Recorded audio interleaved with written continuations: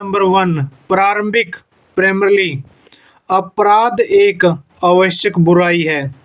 अपराध एक आवश्यक बुराई है। आदिकाल से अपराध होते रहे हैं क्योंकि यह एक मानवीय प्रवृत्ति भी है। एक मानवीय प्रवृत्ति भी है। अपराधों के निवारण के लिए समय समय पर विभिन्न प्रकार की दंड व्यवस्था भी रही है।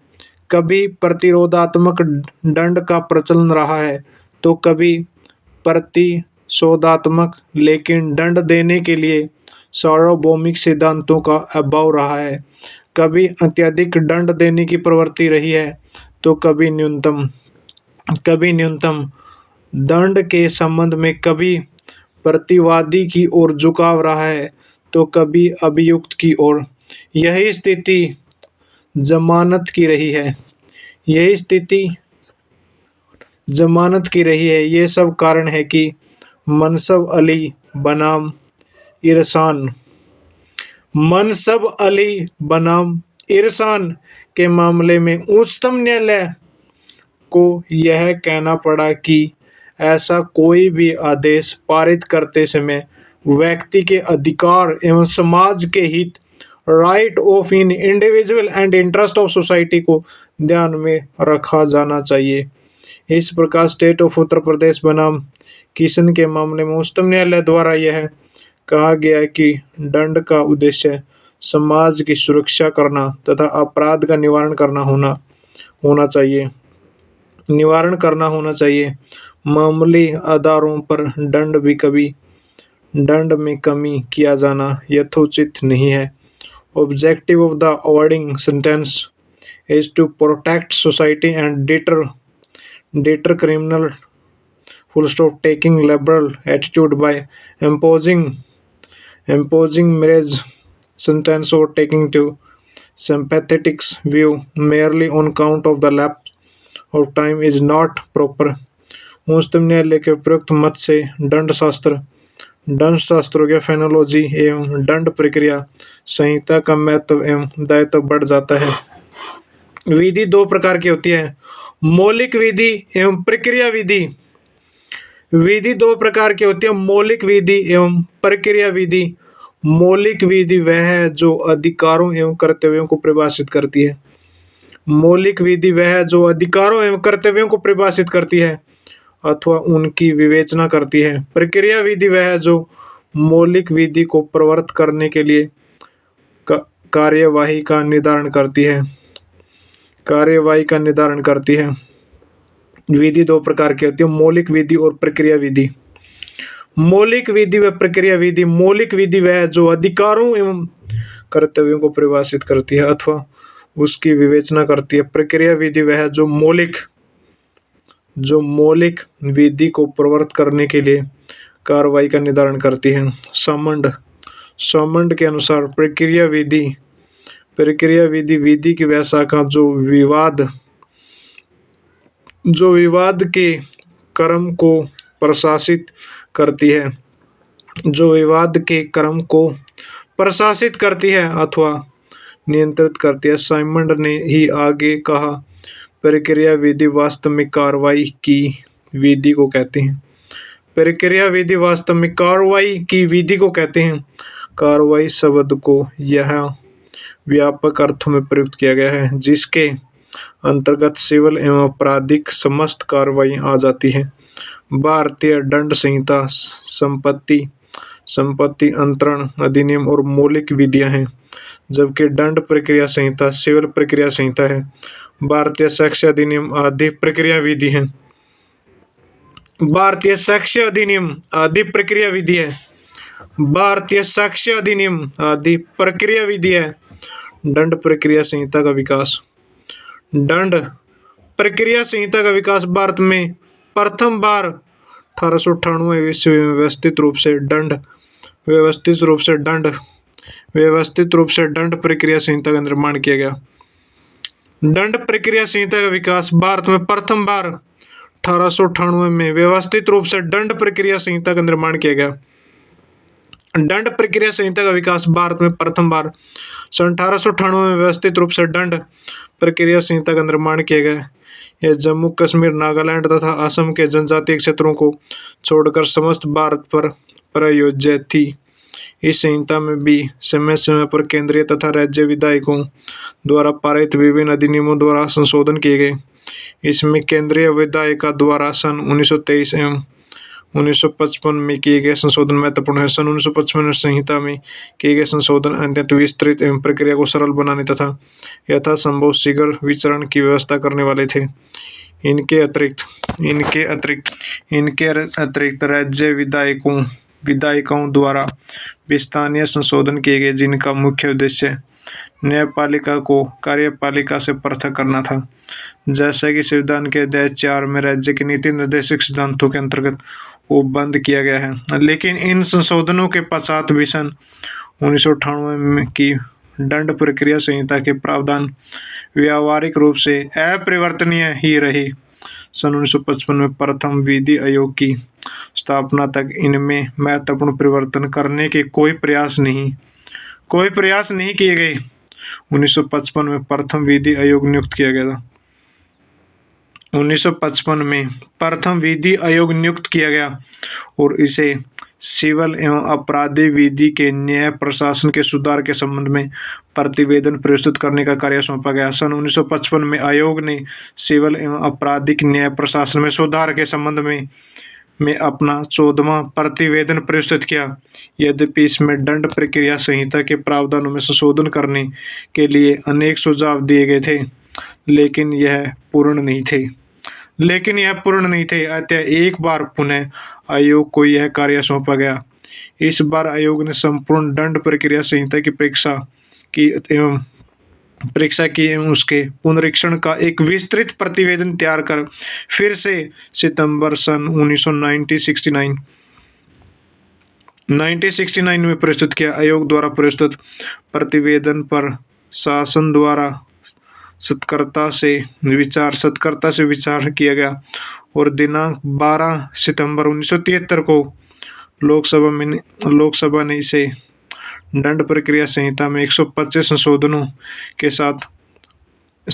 के साथ पारित किया। राज्यसभा ने इसे 18 सितंबर 1973 को अपनी स्वीकृति प्रदान की तथा अंत्यतः 25 जनवरी 1974 को राष्ट्रपति के हस्ताक्षर होकर इसने नई संहिता का रूप धारण किया। क्या यह संहिता परिपूर्ण है? यह संहिता उन विषयों के संबंध में परिपूर्ण है जिनका इस संहिता में उल्लेख किया गया है। विचारण के लिए न्यायालयों को इन उपबंधों का पालन करना चाहिए। यह सत्य है कि सही निष्कर्ष पर पहुंचने के लिए न्यायालय द्वारा अपनी अंतर्निहित शक्तियों का प्रयोग किया जा सकता है, लेकिन इसका अभिप्राय यह नहीं है कि संहिता के अभिव्यक्त उपबंधों को अनदेखा कर दिया जाए। संहिता का भूत लक्ष्मी प्रभाव सामान्य धारणा यह है कि विधि का प्रभाव तब तक भूतलक्षी नहीं होता जब तक कि उस विधि में ही स्पष्टता इस प्रकार की व्यवस्था न हो। अतः स्पष्ट है कि प्राय विधि का प्रभाव भविष्य लक्ष्य होता है, लेकिन प्रक्रिया संबंधी विधि की स्थिति कुछ भिन्न है। इस विधि को संशोधन द्वारा भूतलक्षी प्रभाव से लागू किया जा सकता है। भूलक्षी प्रभाव से लागू किया प्रभाव से नई संहिता की पुरानी संहिता की अपेक्षा कुछ संक्षिप्त बनाया गया, जिसमें 565 धाराओं के स्थान पर 484 धाराओं को स्थान दिया गया। नई संहिता की अपनी कतिपय विशेषताएं जो निम्नलिखित हैं। नई संहिता की प्रथम तथा मुख्य विशेषता न्यायपालिका को कार्यपालिका से पृथक करना रहा। इस प्रकार मजिस्ट्रेट के कार्यों को न्यायिक एवं कार्यपालिका मजिस्ट्रेट के बीच विभाजित कर दिया गया।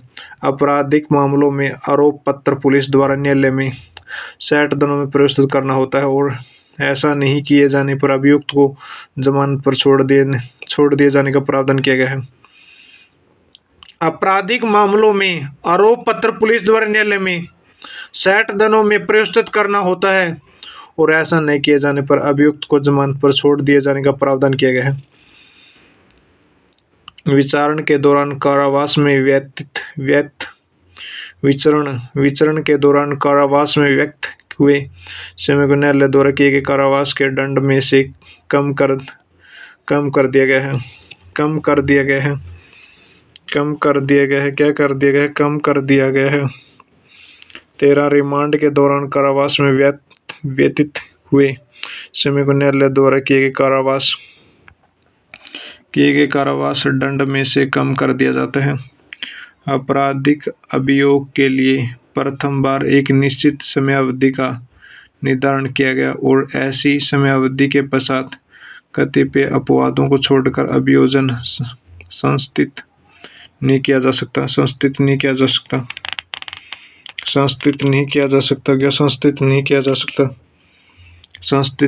जा सकता।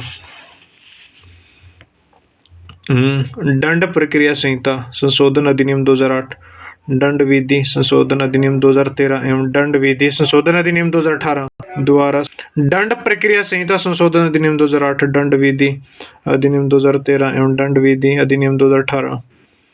एक संक्षिप्त नाम विस्तार और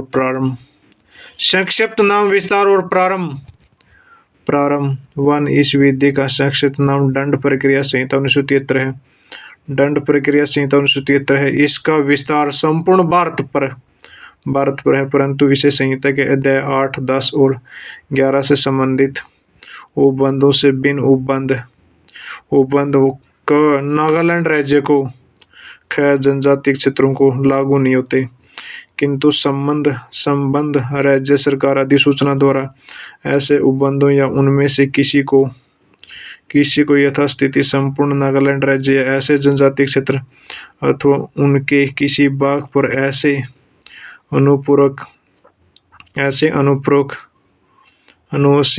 आनुषिक या प्रमाणिक उपांतरों सहित लागू कर सकती है। और जो सूचना में विनिष्ट किए गए हैं, जो सूचना में विनिर्दिष्ट किए जाते हैं। स्पष्टीकरण हो गया। स्पष्टीकरण इस धारा में जनजातीय क्षेत्र में से वे राज्य क्षेत्र अभिप्रेत हैं जो 1972 की जनवरी के 21वें दिन के ठीक पहले संविधान की षष्ठ अनुसूची के पैरा 20 में यथानिष्ठ असम के जनजातीय क्षेत्रों में सम्मिलित हैं, जो शिलोंग नगर पालिका की स्थानीय सीमाओं के भीतर के क्षेत्रों से भिन्न है। यह 1974 के अप्रैल के प्रथम दिन प्रवर्त होगा। टिप्पणी पुरानी संहिता की तरह नई संहिता का विस्तार भी जम्मू कश्मीर राज्य पर नहीं है। जहां तक कि नागालैंड और असम के जनजातीय क्षेत्रों का प्रश्न है, अध्याय 8 के अंतर्गत प्रतिभूति संबंधी कार्रवाइयां, अध्याय 10 के अंतर्गत लोक व्यवस्था एवं शांति बनाए रखने तथा अध्याय 11 के अंतर्गत पुलिस द्वारा निवारक कार्रवाइयों से संबंधित प्रावधान वहां पर प्रभावशाली हैं। घरेलू हिंसा से महिलाओं का संरक्षण अधिनियम 2005 पर है। हिंसा के प्रावधानों को लागू होना। परिभाषाएं इस संहिता में जब तक कि संदर्भ से अन्यथा उपेक्षित न हो। परिभाषाएं इस संहिता में जब तक कि संदर्भ से अन्यथा उपेक्षित न हो। जमानतीय अपराध से ऐसा अपराध अभिप्रेत है जो प्रथम अनुसूची में जमानतीय के रूप में दिखाया गया है। जमानतीय के रूप में दिखाया गया है तत्समय प्रवर्त किसी अन्य विधि द्वारा जमानतीय बनाया गया है और अजमानतीय अपराध से कोई अन्य अपराध अभिप्रेत है। नंबर 2 परिभाषाएं इस संहिता में जब तक कि संदर्भ से अन्यथा उपेक्षित न हो। जमानतीय अपराध से ऐसा अपराध अभिप्रेत है कि जो प्रथम अनुसूची में जमानतीय के रूप में दिखाया गया है या तत्समय प्रवर्त किसी अन्य विधि द्वारा जमानतीय बनाया गया है और अजमानतीय अपराध से कोई अन्य अपराध अभिप्रेत है। अन्य अपराध क्या है? अभिप्रेत अन्य अपराध